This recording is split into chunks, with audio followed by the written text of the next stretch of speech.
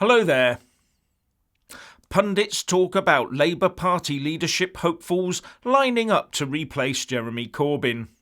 But in reality, won't it just be a case of choosing the least hopeless?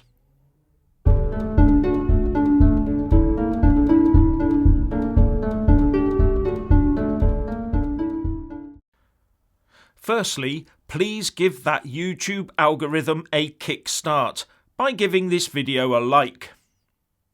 So Calamity Corbyn's going, but who is going to replace him?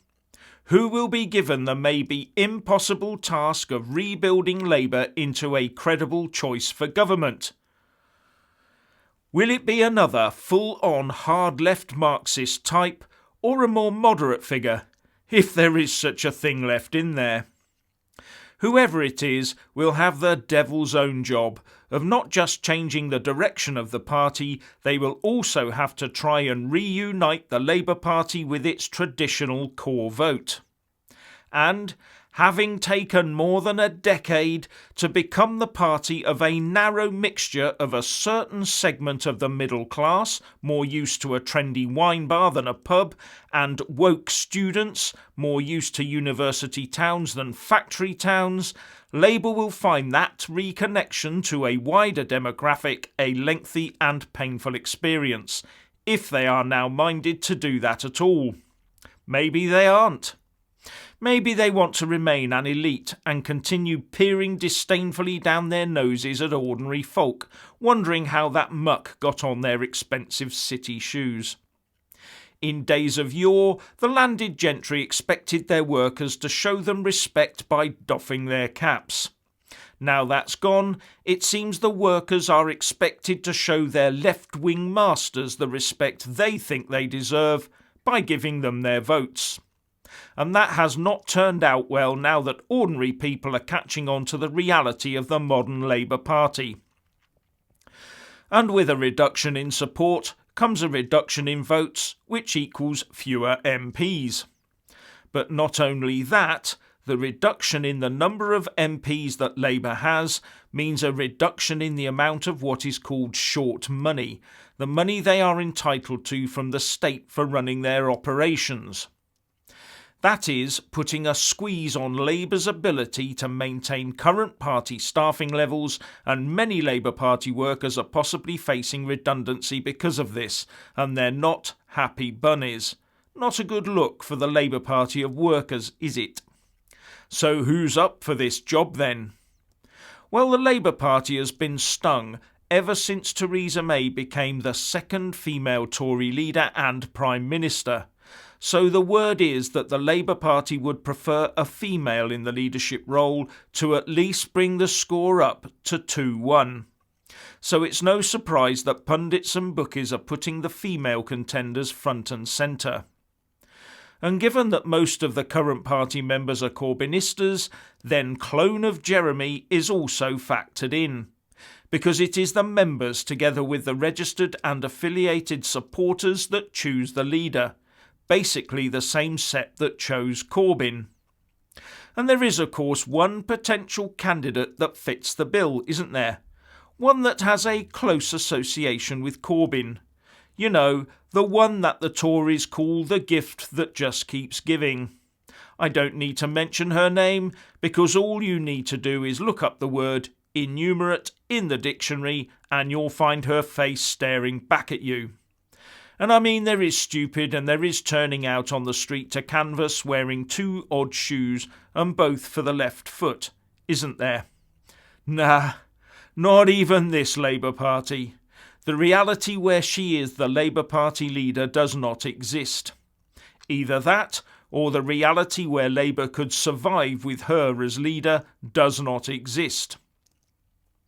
And another one that ticks both those boxes and is, it seems, the most prominent is Rebecca Long-Bailey.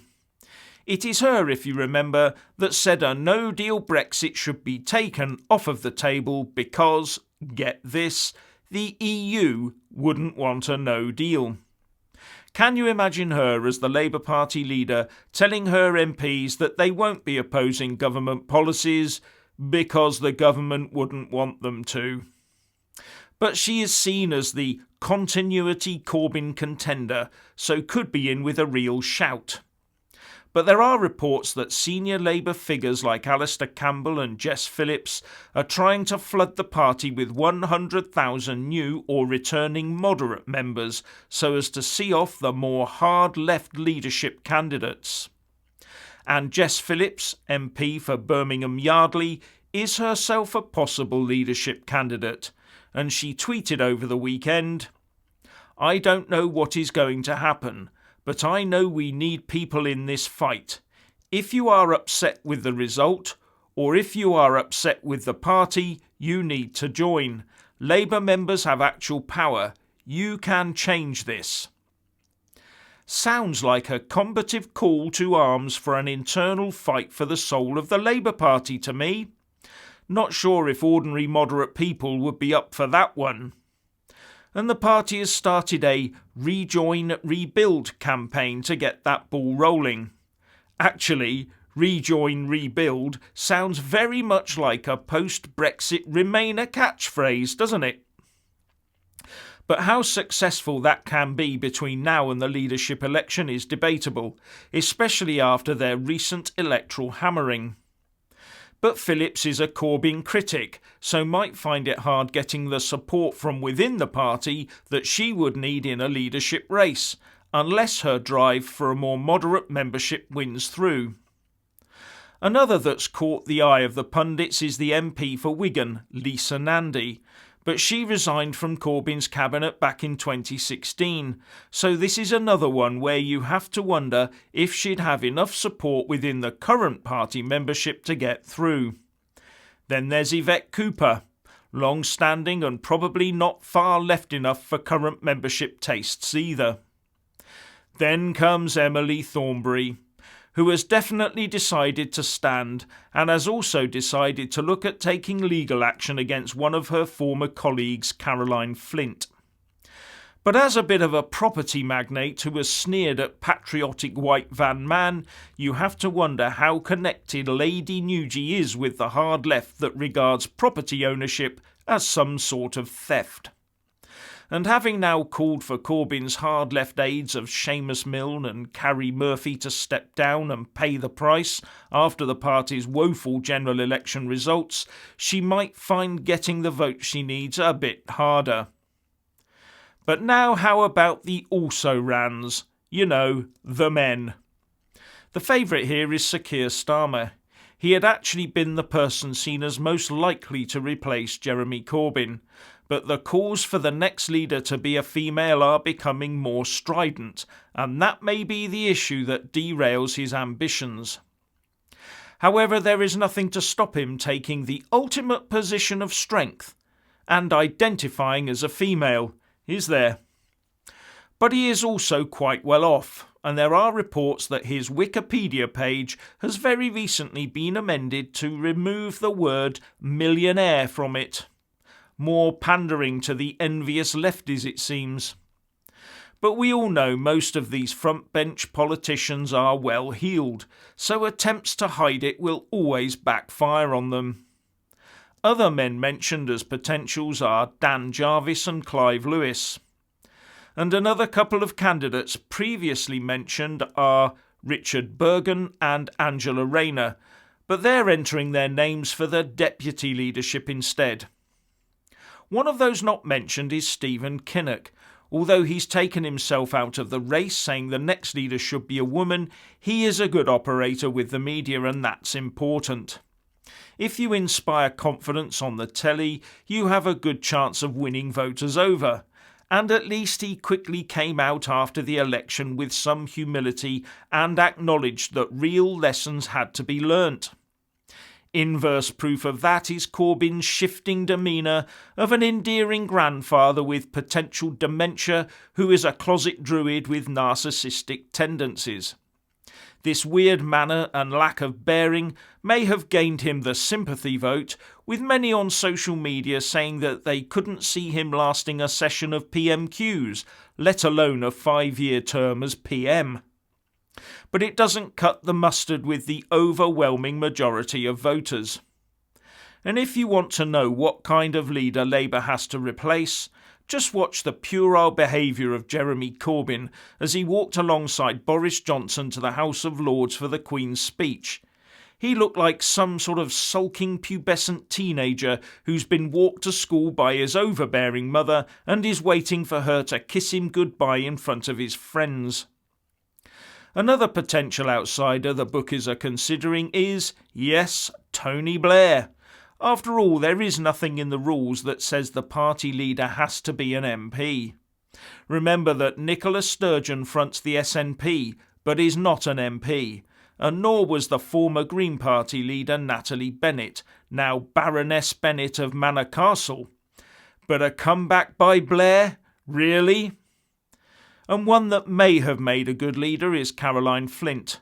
She displayed integrity and campaigned against the flow in her party to respect the will of the people after the 2016 EU referendum.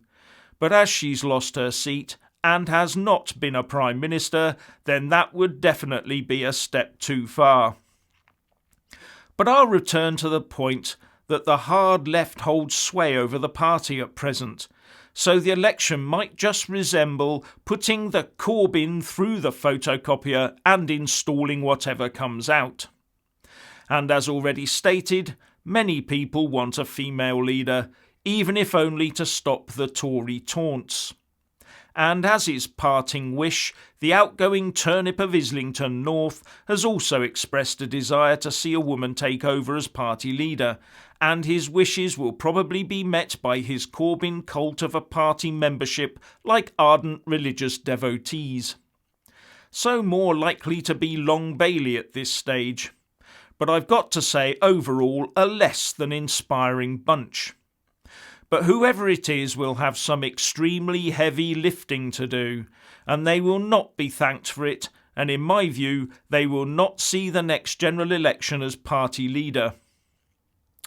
And now, before I finish, I published a poll in the community section of this channel on whether or not to sell merchandise relating to this channel. It amazes me that over the past 2 years, people have actually requested I offer merchandise with my face on it and saying, "Hello there," but I hadn't really given it much thought. But this coming year we're hopefully going to be expanding the channel with extra content and maybe even a documentary, and that takes funding and other people's time, which I have already stretched quite far. This is a long-term aspiration of mine to take the channel to the next level, which I'm trying to turn into a reality, and that takes money, but I'm not making any promises. And as YouTube offers this service to video makers within their channel, the merchandise option does seem a sensible route to explore. After all, it's up to you, the viewer, whether you want to buy anything or not.